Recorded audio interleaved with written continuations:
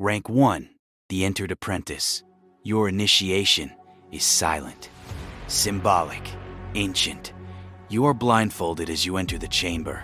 A voice explains that you are now an entered apprentice, the first step inside the Brotherhood. At this level, you are only allowed to observe.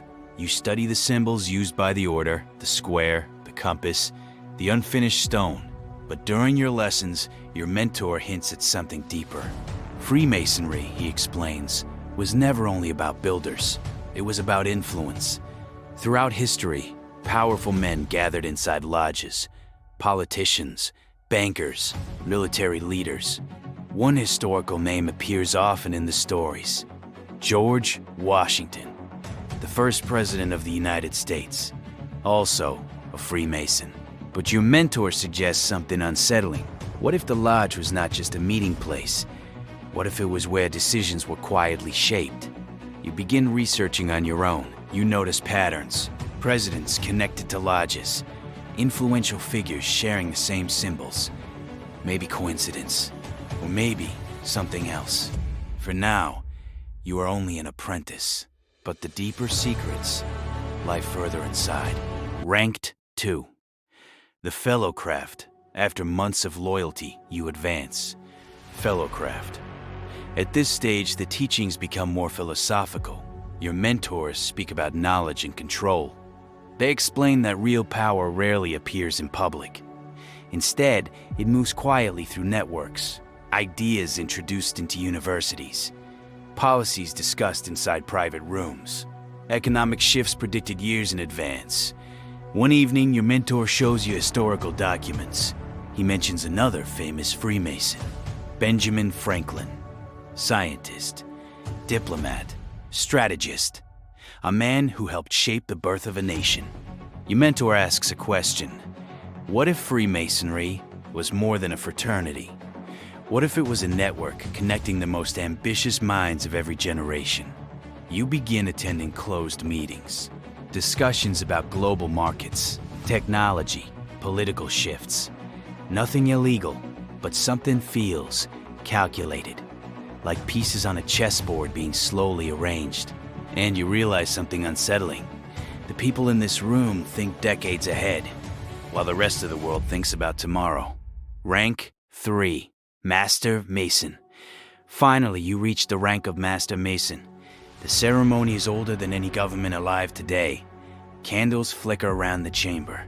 Ancient symbols surround you. At this level, you are finally trusted with deeper discussions.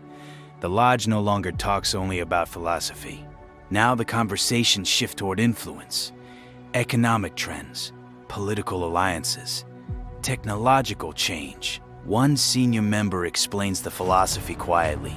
Power does not belong to those in front of cameras. It belongs to those who shape the systems behind them. You begin noticing something disturbing. Many powerful figures seem connected through overlapping networks. Business leaders, advisors, political strategists.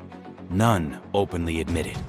But the patterns are there, and slowly you realize something. Freemasonry might not control the world directly, but it connects people who do. The lodge acts like a meeting point, a place where influence gathers quietly, and where long-term strategies are discussed far from public attention. But even this might not be the highest level. Rank 4, the Keeper of Secrets. Years pass after you become a Master Mason. You begin noticing something strange. Not every Mason knows the same information. Some meetings happen without you. Certain members leave the lodge together after ceremonies. And one evening, you are quietly invited to stay behind. The room is darker now. Only a few candles remain lit. 3 senior members sit at the table. They explain that the public structure of Freemasonry only shows part of the system. Behind the visible ranks, smaller circles exist. Groups responsible for protecting sensitive knowledge, political connections, financial networks built across generations. Your new role is called the Keeper of Secrets. At this level, you begin studying old records, letters between influential members from centuries ago, documents referencing quiet meetings between bankers, politicians, and lodge leaders. you start seeing something unsettling.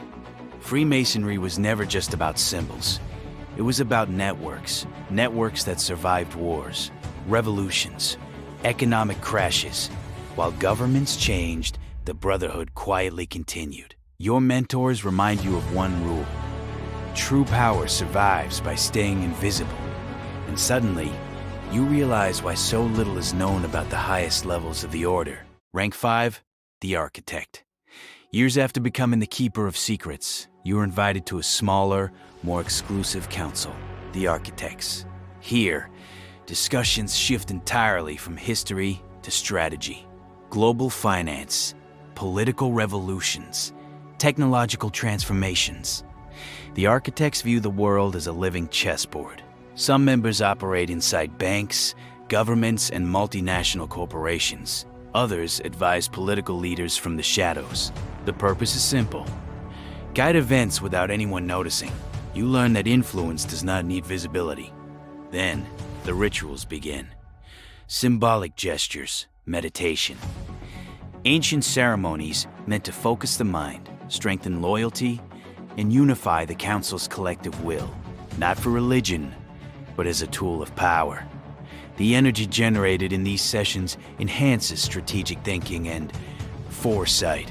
You finally realize that power in this lodge is more than knowledge or connections. It is mental discipline, magnified by ritual, passed across generations. Rank 6, the Shadow Council. Years later, a letter arrives. You are invited to the Shadow Council, a chamber deep beneath an old lodge, hidden from the world. The room is silent. Dim candles flicker across stone walls. A small group of individuals sits at a circular table. Politicians, financiers, academics, and corporate strategists. Their purpose: guide the course of the world, decades in advance. Conversations revolve around markets, wars, legislation, and technological breakthroughs. Then one member whispers, "Most people think power belongs to kings and presidents, but true influence resides in networks that survive centuries." At this level, ritual and strategy merge. Meditation, symbolic hand gestures, ancient ceremonies designed to strengthen focus, group cohesion, and collective influence. You see the world not as it appears, but as it can be shaped. Each event, from economic crises to political revolutions, can be influenced by the Council's silent hand. And the more you witness, the clearer it becomes. The Freemasons are not just an organization. They are an invisible, calculating force. Rank 7, the Global Masters now. You enter the final, highest rank, the Global Masters. This level is rarely spoken of, even among high-ranking Masons. The Council no longer simply observes, it directs. Strategic ceremonies are held to align the mental focus of members. Collective meditation, symbolic rituals, and mental exercises amplify their ability to influence. Policies, economies, and even wars are discussed, not to command them openly, but to guide them. You realize the world's largest corporations, governments, and financial systems are subtly interconnected through this hidden network. Every decision, every crisis, carefully timed, magnified, or mitigated through the Council's influence. And the rituals enhance not just concentration, but loyalty, intuition, and shared vision. The Freemasons are no longer a secret society. They are a world-controlling network, using both human and symbolic tools to maintain power. And now, you are fully part of it. Invisible, omnipresent, spiritually and strategically connected to the world's hidden forces.